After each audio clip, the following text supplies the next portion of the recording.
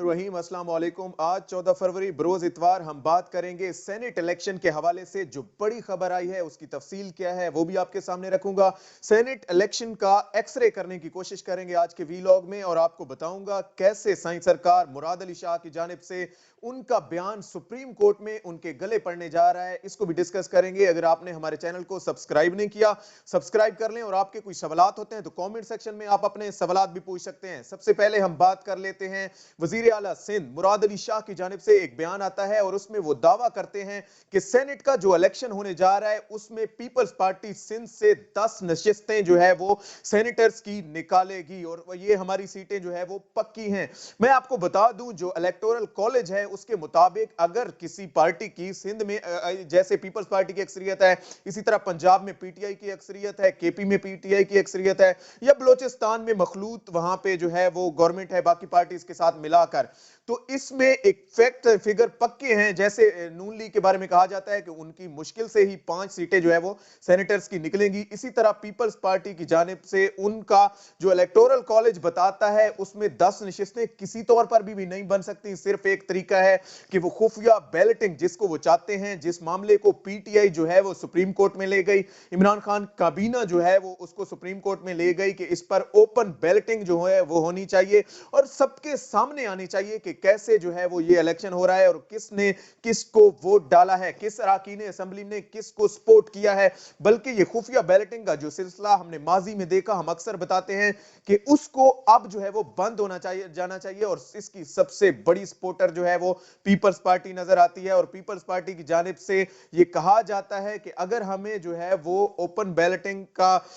में जाना पड़े तो यकीनन हमें इसमें खसारा है, इसलिए जो है वो खुफिया बैलेटिंग को वो लोग सपोर्ट करते हैं। अब सुप्रीम कोर्ट में जो केस भी चल रहा है और इस हवाले से देखते हैं मोअज़्ज़ज़ जज साहिबान किस तरफ चीजों को लेके जाते हैं। अभी तक ये फवाद चौधरी की जानिब से ये चीज सामने आती है कि इनके इस बयान को जो है वो सुप्रीम कोर्ट के रिकॉर्ड का ना सिर्फ जो है वो हिस्सा बनाया जाएगा, क्योंकि 10 नशिस्तें इनकी जानिब से ये कहना यकीनन ये एक परचेजिंग सेलिंग वाला मामला है और किस तरह जो है वो पार्टी के अराकीन असेंबली को खरीदे जाने की बात है। और मेरे ख्याल में अब जो है वो सही सरकार के ये बात गले पड़ने लग गई है। जिस तरह बाकी मामलात में उन पर जो है वो तौहीन अदालत के कई नोटिस हैं जो मुराद अली शाह को पहले ही जारी हो चुके हैं। कई ऐसे मामलात हैं क्योंकि मुराद अली शाह तो एक डमी के तौर पर और एक कठपुतली के तौर पर काम कर रहे हैं। असल में जो उनकी डोर हिलाने वाले हैं वो बिलावल भुट्टो जरदारी और आसिफ अली जरदारी हैं, जिन लोगों ने उसे लॉन्च किया है, उसे जो है वो वजीर आला बनाया है। वो लोग उनसे वो अपनी मर्जी के काम ले रहे हैं और किस तरह उनको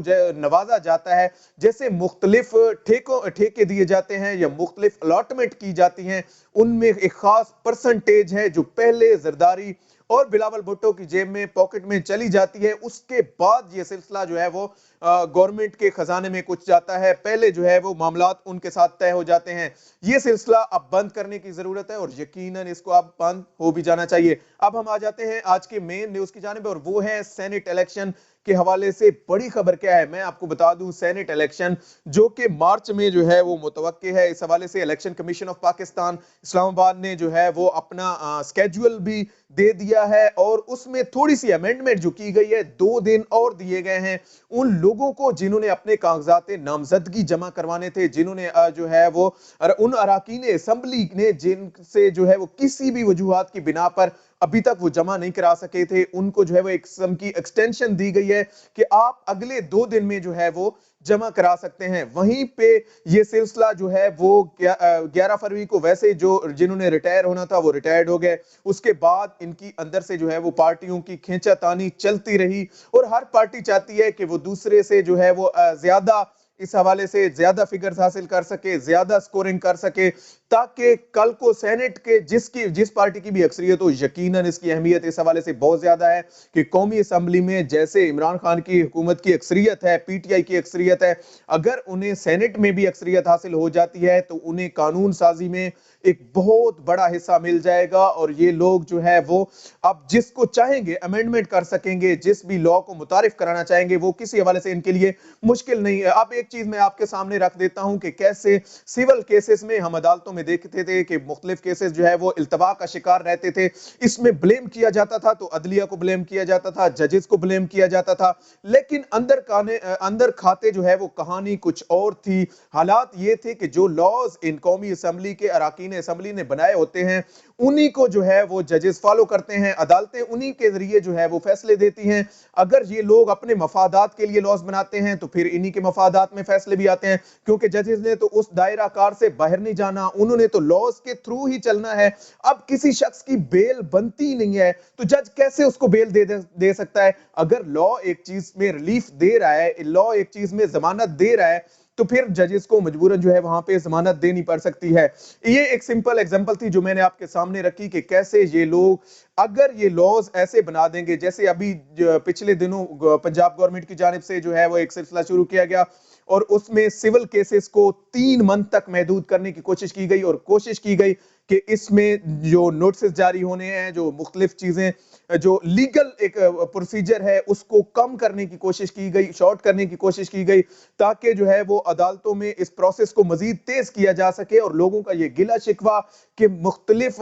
کیسز جو ہے وہ بڑے لمبے عرصے تک چلتے ہیں یہ ختم ہو سکے. اور کسی حد تک اس میں کامیابی بھی حاصل ہوئی ہے, اور مزید کامیابی تب ہو سکتی ہے جب اگر جو ہے وہ قانون سازی میں آسانی ہوگی. اور سب سے بڑی قانون سازی جو پی ٹی آئی حکومت, عمران خان حکومت سوچ کے بیٹھی ہوئی ہے وہ یہ ہے کہ اگر سینٹ الیکشن میں ان کو اکثریت حاصل ہو جاتی ہے تو 18th امینڈمنٹ جسے نواز شریف زرداری نے متعارف کرایا تھا اور انہوں نے اپنے ذاتی پرپس کے لیے پروونشل گورنمنٹس کو سارے اختیارات جو ہے وہ دے دیے تھے, اور جو ہے وفاقی حکومت سے اکثر اختیارات صوبوں کو چلے گئے تھے. وہ کیا اسی لیے گیا تھا کہ نون لیگ نے یہ سوچ رکھا تھا کہ ان کی اکثریت ہوگی پنجاب میں, پیپلز پارٹی کی اکثریت ہوگی سندھ میں, اور باقی 2 جگہوں پہ بھی کسی نہ کسی طرح ہم مینج کر ہی لیں گے. تو اب یہ سلسلہ جو ہے وہ یقیناً چلنے کا نام نہیں لے رہا, اور اس حوالے سے ان کو سب سے بڑی مشکل یہی ہے کہ اگر عمران خان حکومت سینٹ الیکشن میں برتری حاصل کر لیتی ہے تو وہ اپنی منمانی کے جو ہے وہ چیزیں لا سکتی ہے, اور وہ چیزیں جن کے واقعی فائدہ ہے عوام کو,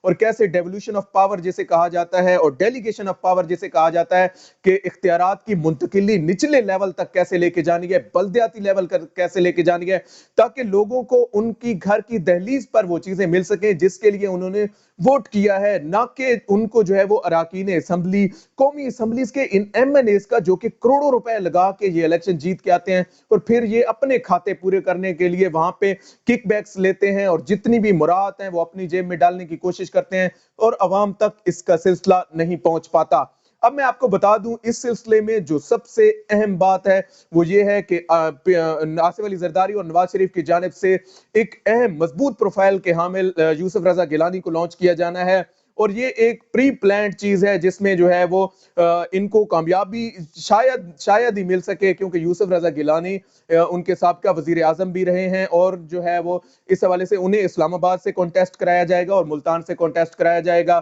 جہاں پہ پی ٹی آئی کی ایک زبردست اکثریت ہے, اور وہاں پہ جو ہے وہ سپورٹر اراکین اسمبلی موجود ہیں, اور وہاں پہ اگر یہ سوچ کے رکھا ہوا ہے انہوں نے, نواز شریف نے, آصف علی زرداری نے, کہ اگر ان کو یوسف رضا گیلانی کی صورت میں وہاں پہ ایک کامیابی ملتی ہے تو یہ اس کو پورٹرے کریں گے اور اس طرح شو کریں گے کہ ہم عوام اب ہمارے ساتھ ہے, اور ایک عدم اعتماد کی جو تحریک یہ آگے لے کے آنا چاہتے ہیں اس حوالے سے یہ بنیاد رکھنا چاہتے ہیں, اور پھر بعد میں بلیک میل کرنے کی کوشش اور ایک اخلاقی دباؤ کریٹ کرنے کی کوشش کریں گے کہ عمران خان کو اب جو ہے وہ مستعفی ہو جانا چاہیے, ریزگنیشن دینا چاہیے اور گھر چلے جانا چاہیے, کیونکہ ان کو اپنے اکثریتی علاقے میں بھی ڈیفیٹ ہو گئی ہے, لیکن ایسا لگتا ہوا نظر نہیں آ رہا. آج تک کے لیے اتنا ہی. اللہ پاک آپ کا حامی و ناصر ہو. پاکستان زندہ باد.